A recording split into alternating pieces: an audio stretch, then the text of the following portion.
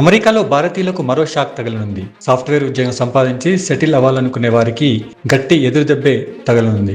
H-1B visa ప్రోగ్రాంను 3 ఏళ్ల పాటు పూర్తిగా నిలిపేస్తూ ఆ తర్వాత కఠినమైన నిబంధనలతో పునరుద్ధరించాలని కోరుతూ రిపబ్లికన్ పార్టీకి చెందిన ఎంపీలు అమెరికా కాంగ్రెస్లో కీలక బిల్లును ప్రవేశపెట్టడం ఇప్పుడు అందరినీ ఆందోళనకు గురిచేస్తోంది.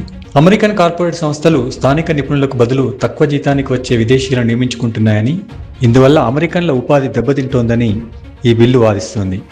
ఈ వ్యవస్థను ప్రక్షాళన చేసేందుకే 3 ఏళ్ల పాటు వీసాల జారీని ఆపాలని ఈ బిల్లు ప్రతిపాదించింది.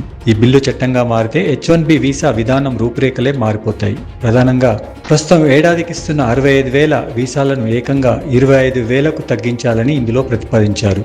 H-1B వీసా పొందాలంటే ఏడాదికి కనీసం $2,00,000 అంటే ఇండియన్ కరెన్సీలో దాదాపు 1,67,00,000 జీతం ఉండాలి. ఇది ప్రస్తుతం ఉన్న వేతనాల కంటే చాలా ఎక్కువ.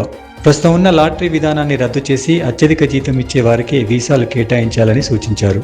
ఇక వీసా పొందిన వారు తమ కుటుంబ సభ్యులను వెంట తీసుకురాకూడదని, అలాగే H-1B నుండి నేరుగా గ్రీన్ కార్డుకు మారడాన్ని నిషేధించాలని కూడా ఈ బిల్లులో పేర్కొన్నారు. అలాగే విద్యార్థులకు ఎంతో ఉపయోగపడే ఆప్షనల్ ప్రాక్టికల్ ట్రైనింగ్ ప్రోగ్రామ్ OTPని కూడా రద్దు చేయాలని ఇందులో కోరారు. నిజానికి H-1B వీసాల ద్వారా అత్యధికంగా లబ్ధి పొందుతున్నది భారతీయులే. ముఖ్యంగా IT, ఇంజనీరింగ్ రంగాల్లో నిపుణులు ఈ వీసాలపైనే అమెరికాకు వెళ్తుంటారు. థర్డ్ పార్టీ స్టాఫ్ కన్సల్టెన్సీలు H-1B ఉద్యోగులు నియమించుకోకుండా నిషేధించాలనే ప్రతిపాదన భారతీయ IT రంగానికి పెద్ద దెబ్బ కానుందని భావిస్తున్నారు.